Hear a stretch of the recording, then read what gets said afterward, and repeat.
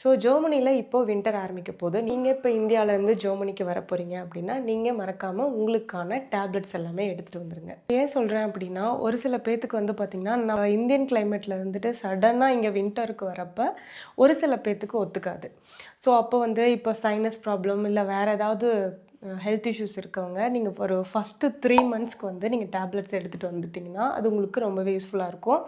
And இங்கே வந்து ஏன் ஹாஸ்பிட்டல் போக முடியாதா அப்படின்னு கேட்டிங்கன்னா போகலாம். ஆனால் வந்து உங்களுக்கு எமர்ஜென்சினா நீங்கள் உடனே போகிற மாதிரி இருக்கும். ஆறு வந்து சின்ன சின்ன ப்ராப்ளம் இருக்குது அப்படின்னா வந்து கண்டிப்பாக கொஞ்சம் வெயிட் பண்ணி தான் போகிற மாதிரி இருக்கும். ஏன்னா அப்பாயின்மெண்ட் லேட்டாக கொடுக்கவும் வாய்ப்பு இருக்குது. ஜெர்மனிக்கு வந்ததுமே நீங்கள் உங்கள் ஏரியாவில் இருக்கக்கூடிய ஃபேமிலி டாக்டர், அதாவது இங்கே ஹவுஸ் ஆர்ட்ஸ்னு சொல்லுவாங்க, நீங்கள் ரிஜிஸ்டர் பண்ணிக்கிட்டீங்க அப்படின்னா உங்களுக்கு ரொம்பவே வந்து யூஸ்ஃபுல்லாக இருக்கும். ஃபேமிலி டாக்டரை வச்சு தான் நீங்கள் வந்து ஸோ வேறு ஏதாவது நீங்கள் ஒரு டாக்டர் கன்சல்ட் பண்ணாலுமே ஃபேமிலி டாக்டர் வந்து ஒரு ப்ரிஸ்கிரிப்ஷன் மாதிரி கொடுப்பாங்க. ஸோ நீங்கள் அதுக்கப்புறம் வந்து கன்சல்ட் பண்ணுற மாதிரி இருக்கும்.